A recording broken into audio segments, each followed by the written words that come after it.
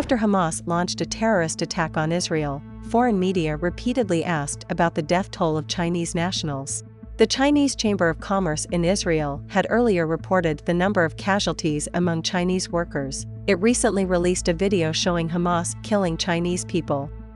The Ministry of Foreign Affairs of China finally admitted on October 12 that 3 Chinese people were killed and 2 were missing due to the Hamas attack on Israel. However, it is suspected the real number may be higher than that.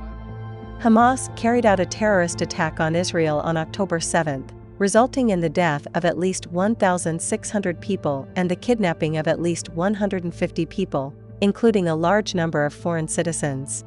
European and American countries continue to update lists of casualties and missing persons, but the Chinese government has repeatedly evaded the status of Chinese casualties. In response to relevant news from the outside world and inquiries from foreign media, the Ministry of Foreign Affairs has responded that it is under verification.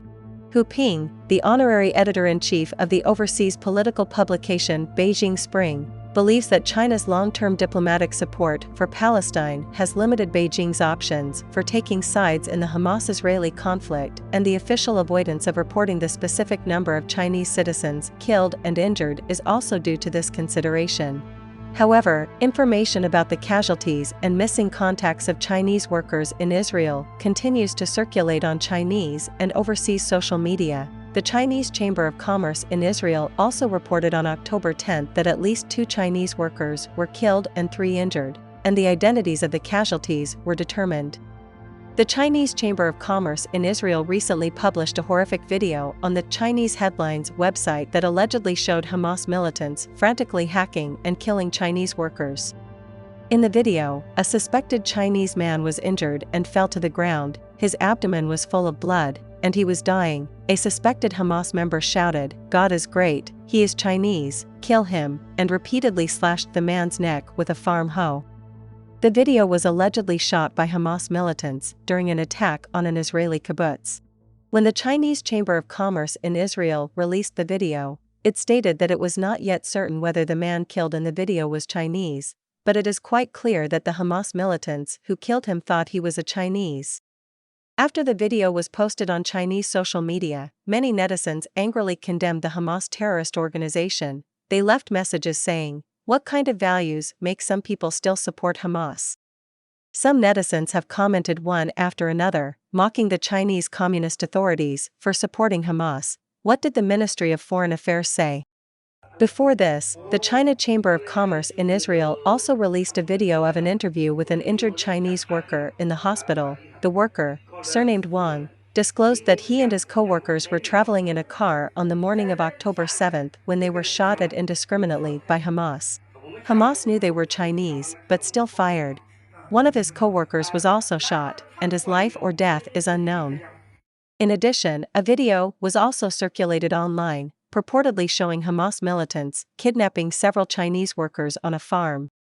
In the video, a large agricultural tractor is on a drive, with many suspected Asian workers sitting or lying on the vehicle and several Hamas gunmen standing on the wooden boards above their heads, shouting wildly. However, it is not yet certain whether the kidnapped workers are Chinese citizens. China has maintained close ties with Israel for several years, with a large number of Chinese people working in Israeli construction industries and farms. It can be seen from the information on social media that many Chinese workers in Israel have suffered terrorist attacks by Hamas, and they continue to post information looking for missing relatives, friends, fellow workers, or co-workers. These Chinese people are grateful to the Israeli government for its assistance, but at the same time, they are deeply disgusted by China's neutral position. As a result, their comments are constantly blocked on Chinese social media. After the Hamas terrorist attack, many European and American countries have been sending airplanes to evacuate their citizens. The Chinese government just keeps stating that it does its best to ensure the safety of Chinese citizens in Israel, but there is currently no news on whether China will send planes to pick up Chinese citizens. Chinese people who were eager to return home were forced to ask the Chinese embassy in Israel for help, and the response they received was, "Figure it out by yourselves." Currently, under the pressure of public opinion, the Chinese Communist authorities have begun to announce the casualties and disappearances of Chinese citizens in Israel. On October 12, at the regular press conference of the Ministry of Foreign Affairs, a reporter asked again about the deaths and casualties of Chinese citizens. Spokesperson Wang Wenbin finally admitted that 3 Chinese citizens had died, 2 were missing, and many others were injured. However, public opinion questioned that the casualty figures China was forced to release may not be accurate. Information on social media suggests that the number of dead and missing Chinese citizens may have reached double digits. After Hamas's terrorist attack on Israel, Beijing expressed its neutrality on the surface, but took the opportunity to reiterate the so-called two-state theory and support the establishment of a Palestinian state. At the same time, Chinese authorities manipulated public opinion to support Hamas and discredit Israel.